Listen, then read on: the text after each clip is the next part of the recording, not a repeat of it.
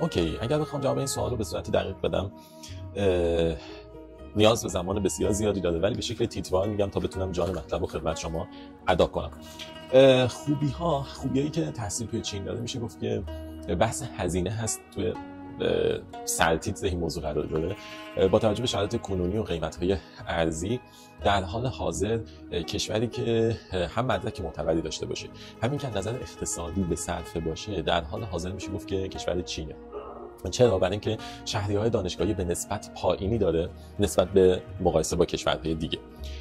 هزینه زندگی پایین داره، به خاطر اینکه خب همونطور که خودتون میدونید منبع و مرجع تجارت دنیاست. برای همین چند نظر غذا، چند نظر پوشاک، چند نظر مسکن، شما کیفیت‌های مختلفی رو میتونید اینجا تجربه کنید با توجه به بودجه‌تون. یعنی نیازی نیست که حتما انسان بسیار سرمایه‌داری باشید، یا اینکه اگر در سطح متوسطی هستید به این معنی نیست که شما امکان تحصیل در این کشور براتون وجود نداره. خیر، بلکه برای افراد با سطح مالی متفاوت تنوع‌های مختلفی در شهرهای مختلف این کشور وجود داره که بتونن فرد ادامه تحصیل بدن. مورد بعدیش بحث امنیت. یه سرچ ساده تو اینترنت هم این موضوع رو براتون واضح میکنه که کشور چین در حال حاضر یکی از امن‌ترین کشورهاست و شما به سادگی هر جا تمام در هر ساعت شبانه روز، چه یک دختر تنها باشی چه یک پسر جوان باشی، شما میتونید خیابان قدم بزنی، میتونی بری خرید، میتونی از اماکن بازدید کنی بدون اینکه دغدغه چیزی رو داشته باشی، بدون اینکه استرس اینو داشته باشی که لپتاپ تو کسی بزنه یا گوشی تو به سرقت ببرن. بدون دغدغه چیزی شما میتونید در امنیت و آرامش کامل زندگی کنید، که این موضوع میتونه خیال خیلی از پدر مادران به این قضیه تحصیل در خارج از کشور جمع کنه.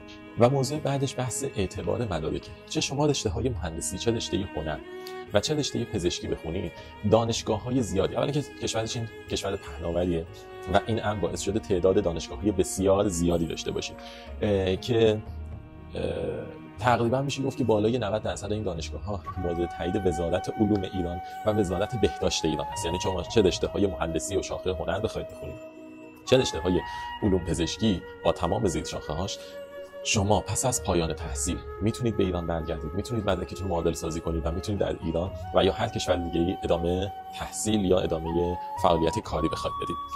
و مورد بعدیش بحث معادل سازیه. من تو تاپیک قبلی هم معادل سازی رو یه کوچولو اشاره کردم، ولی اینجا میخوام بازش کنم.